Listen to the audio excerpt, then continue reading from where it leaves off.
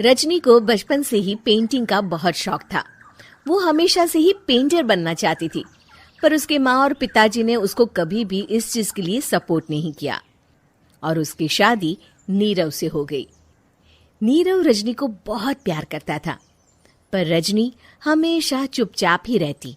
वो इस शादी से खुश नहीं थी। वो ये शादी नहीं करना चाहती थी। उसे तो हमेशा से पेंटर जो बनना था। अपने इस सपने को वो नहीं पूरा कर पाई, इसलिए वो हमेशा उदास रहती थी।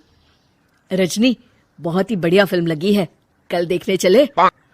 नहीं जी, कल मुझे बहुत काम है, मैं नहीं जा पाऊंगी।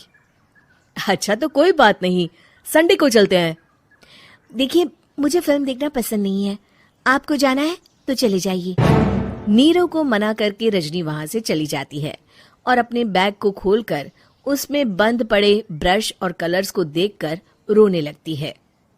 रजनी, चलो ना कहीं बाहर खाने चलते हैं, कुछ तुम्हारी पसंद का। जी, मुझे नहीं जाना, मेरी तबीयत ठीक नहीं है। रजनी वहां से चली जाती है। नीरव को समझ नहीं आता कि रजनी उससे इतना दूर क्यों रहती है। वो जब भी उसके साथ वक्त बिताना चाहता है, रजनी कोई ना कोई बहाना बना देती है। एक दिन घर पर कोई नहीं था। रजनी घर का सारा काम जल्दी से खत्म कर लेती है। घर पर अकेले होने के कारण वो सोचती है कि वो आज पेंटिंग करेगी। वो अपने कमरे में जाकर पेंट ब्रशेस और कलर्स निकालकर जैसे ही कलर मिक्स कर रही होती है कि दरवाजे पर बेल बज जाती है। अब कौन आ गया इस वक्त? इतनी मुश्किल से तो मुझे पेंट करने का मौका मिला है। रजनी दरवाजा खोलती है तो उसकी सास अपनी सहेलियों के साथ खड़ी होती है और सब घर के अंदर आ जाते हैं। अरे बहू, सबको शरबत बनाकर पिला दे, बाहर तो बड़ी गर्मी है। उफ। जी। रजनी पेंट ना कर पाने से उदास हो जाती है। उसे गुस्सा भी आ रहा होता है कि उसने इस शादी के लिए हाँ क्यों कह दी। वो रसोई में जा रही होती है कि उसकी सास उसे रोकती है। बहू, सबके खाने का भी इंतजाम कर लेना, आज का लंच तो ये सब यहीं करेगी। हाँ। रजनी बिना कुछ कहे रसोई में चली जाती है। सबके लिए खाना बनाती है। सब खाना खाते हैं और रजनी घड़ी देखती है कि ये सब कब जाएंगे ताकि वो अपनी पेंटिंग कर सके। जब शाम होती है तब सब चले जाते हैं अपने घर। अरे बहू, सब तेरे खाने की तो बहुत तारीफ कर रहे थे, सबको बहुत अच्छा लगा खाना। आपको मुझे सुबह बताना चाहिए था ना कि आपकी सहेलियां आ रही है। पता भी है कितना वक्त लगा सारा खाना बनाने में।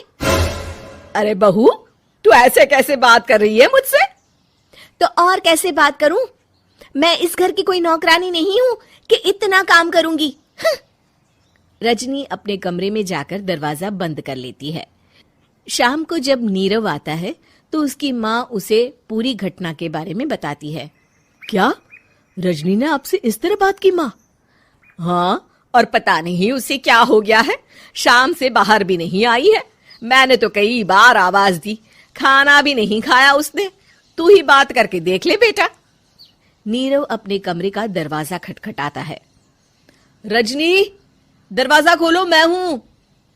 रजनी दरवाजा खोलती है और फिर वापस जाकर अपने बिस्तर पर लेट जाती है। रजनी, माँ से बात करने का ये क्या तरीका है? मैंने कोई गलत बात नहीं की है। अरे तुम क्यों ऐसे बर्ताव कर रही हो सबके साथ? क्या तुम इस शादी से खुश नहीं हो? रजनी कुछ नहीं बोलती। अरे बताओ मुझे रजनी, क्या ये शादी तुम्हारी मर्जी के खिलाफ हुई है? हाँ, मैं ये शादी कभी नहीं करना चाहती थी। तुमसे क्या, मैं किसी से भी शादी नहीं करना चाहती थी। रजनी रोने लगती है। चुप हो जाओ रजनी, बताओ मुझे, तुम क्यों नहीं करना चाहती थी शादी? रजनी बेड के नीचे से अपने पेंटिंग्स, कलर्स, ब्रश, पेपर्स निकालती है। इतने में उसकी सास भी कमरे में आ जाती है। ये देख रहे हो, ये थे मेरे सपने। मैं पेंटर बनना चाहती थी, पर माँ पापा ने कभी सपोर्ट नहीं किया और मेरी शादी करवा दी। मेरे सारे सपने टूट गए। हर वक्त बस गुस्सा आता रहता है मुझे। मैं जानती हूँ कि आप लोगों की इसमें कोई गलती नहीं है, पर मैं क्या करूं, मुझे समझ में नहीं आता।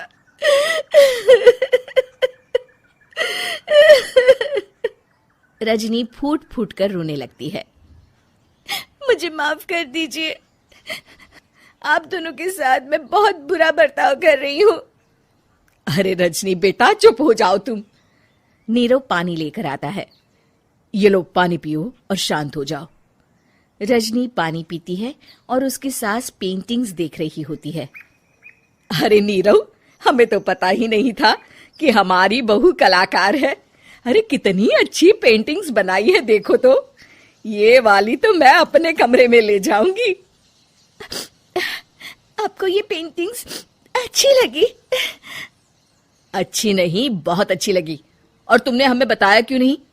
तुम जब चाहे पेंटिंग कर सकती हो रजनी। हम तुम्हारे सपनों को पूरा करने में तुम्हारा पूरा साथ देंगे। हाँ बेटा, हम कला की कद्र करते हैं। हम कलाकार तो नहीं, पर मुझे गर्व है कि मेरी बहू एक कलाकार है। रजनी, नीरव और सास तीनों हंस पड़ते हैं।